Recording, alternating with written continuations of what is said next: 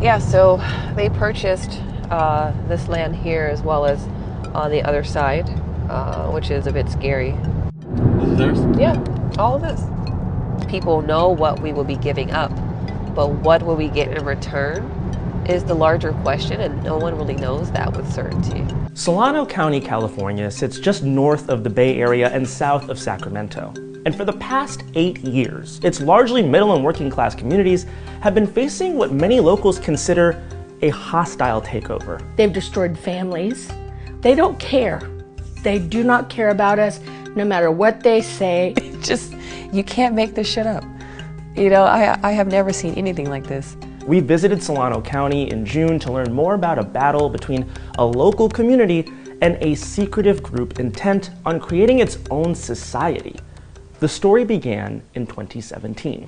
A farmer from out in the area called me and said, hey, somebody's buying land out here. And I thought, okay.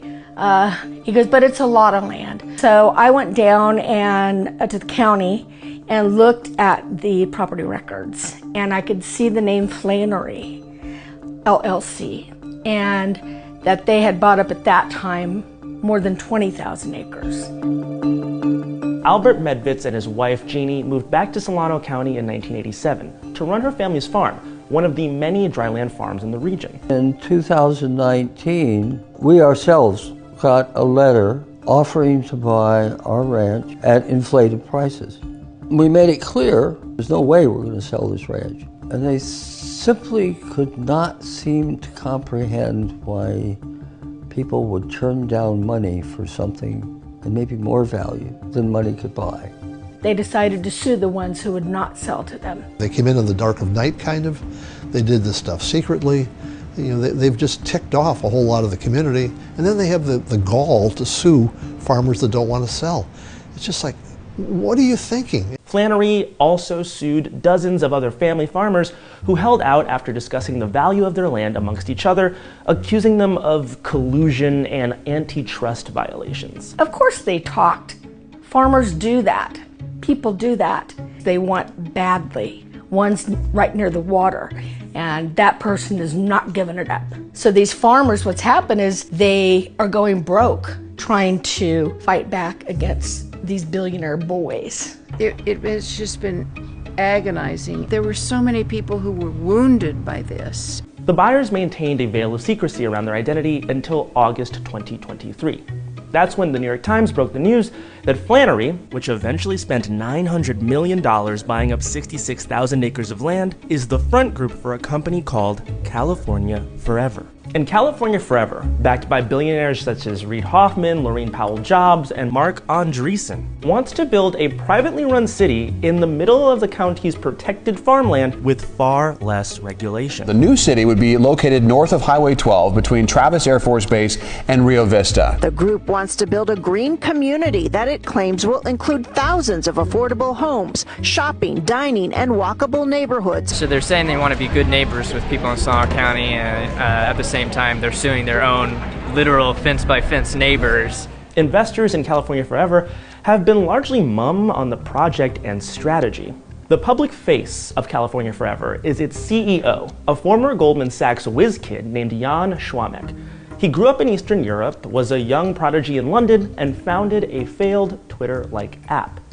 Here he is talking about the lawsuits at a tech conference. It was a hard decision, but we have laws on the books that protect against that kind of conduct, and we'll leave it to the courts to figure it out. What is the law that says if you want my property and I don't want to sell it to you, you drag me to court? There's no law like that. What we have a law against is the law that says if the 6 gas companies, the gas stations in town get together and say that they're going to charge $50 for gas, then there's price fixing laws against that. Schwamek has also been confronted by residents. Respectfully.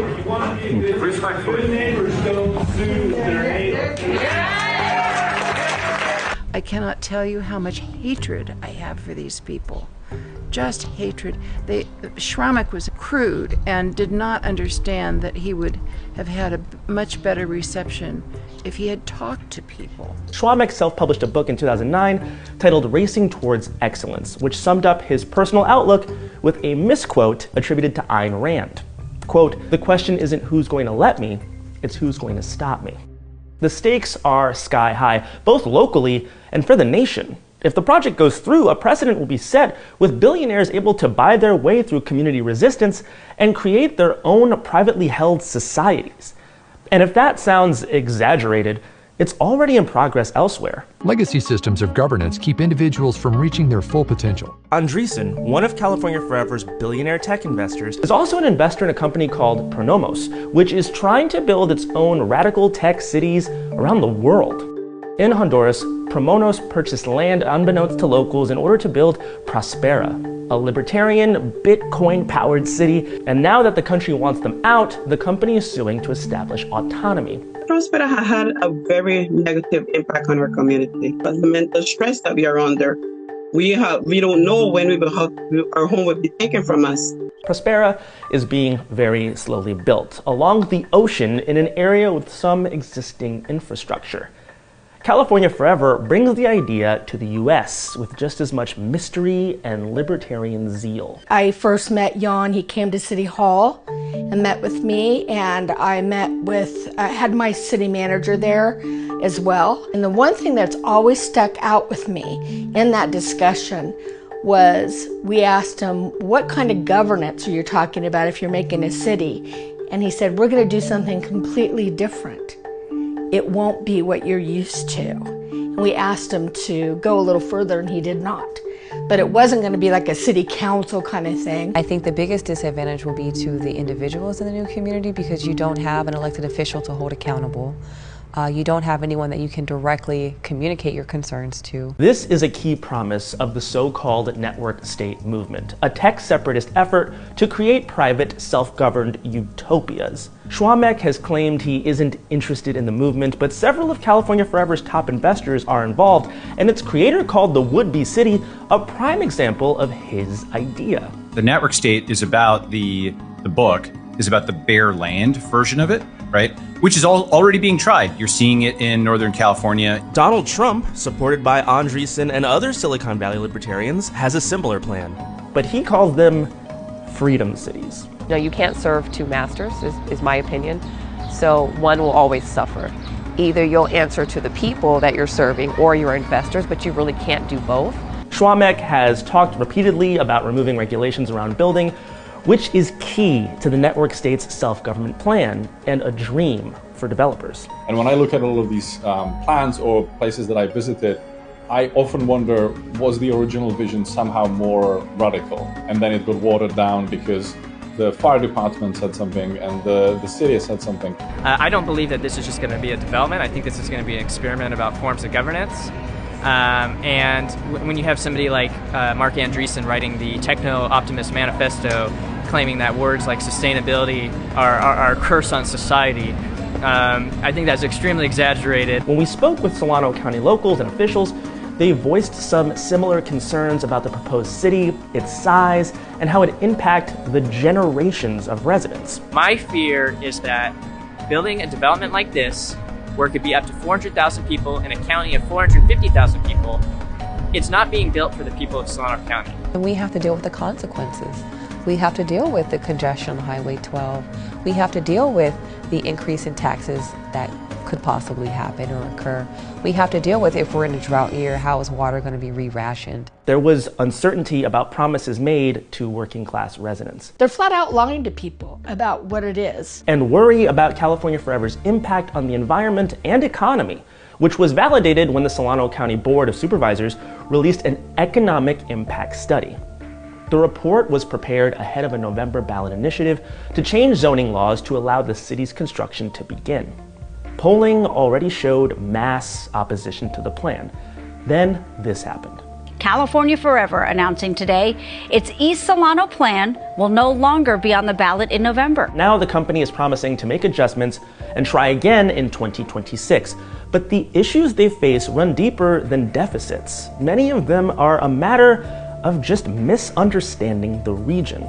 Here's what Jan Schwamek told billionaire investor, LinkedIn co-founder Reid Hoffman about the county's farmland. We've been able to purchase this property because it is some of the worst soil for agriculture within 100 miles. Locals vehemently disagree, pointing to the $1.3 billion in revenue that farms and related businesses produced in 2023. They have taken over a lot of land that has been dry farmed and has brought protein to the country and the world for 3 and 4 generations. And in this era of climate change, when water is becoming scarcer across the country and across the world to use for crops, to be able here to set an example of how we can produce significant food, important food, without relying on water is hugely important. The Orderly Growth Initiative has governed land use and planning in Solano County for 40 years, keeping cities growing without impacting farmland. Voters would have to approve changes to the law for the city to be built on protected farmland. Ironic, because the ordinance was first enacted in 1984 to prevent an investor from San Francisco from establishing a new city on the farmland. Everything that's green is protected by the Orderly Growth Initiative. Okay, so Flannery's looking at this big green chunk down here. Here's Rio Vista, and there's Travis Air Force Base. So everything in gold is the land that Flannery bought. And you can see it's virtually that entire corner of the county.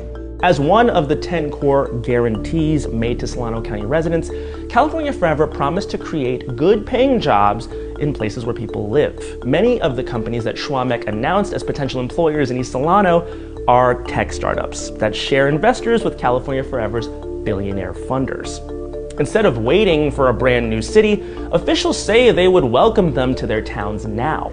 We have a whole city block that I offered to him to go ahead and develop what you're looking at. And let's see it. It's a bit disrespectful to withhold opportunity because it's tied to you directly. It's almost like a bait and switch or dangling a carrot before a person. Here's what I've said about those companies that they've said might want to come out there. Come here now. Affordable housing is another one of the 10 guarantees that California Forever offered the community as part of its sales pitch. They claim Solano County isn't building enough housing. If you think that we aren't building enough houses, go down and look at our general plan and then come back and talk to us. It's thousands and thousands of houses. We took a tour of locations where housing is being built right nearby. There were huge new developments in an area already zoned for housing, and small neighborhoods right off main streets. As you can tell, we're really active here in development. Price is really affordable for Bay Area standards, which is really cool. But the difference is these gentlemen can probably afford to live in these houses that we're building, which I take great pride in that. You know, I'm working class, my family is working class. California Forever's apartments will start at $400,000 in today's dollars. Years from now, when the city would open, that's likely to be well over $500,000. Who that affordable housing gonna be for? It's not for me and my people. They did this same thing in Silicon Valley. They promised them all these houses and all this. Well, look at them now, unhoused. They gonna do the same thing to us. California Forever now plans to get a development agreement in place before a vote by residents in 2026, which could address their many concerns. The company plans to work with the Board of Supervisors on the project, which has people worried. It's very unlikely to win over some of the current supervisors. As far as I'm concerned, I will never trust anything that they bring forward on anything. You broke the public trust. You operated in bad faith. You went after our farmers. The concern is that they may work to remake the board. As long as they're here, they're going to work really hard to take over our politics. They haven't done that step yet, but they're getting close. That's what the 49ers did in Santa Clara.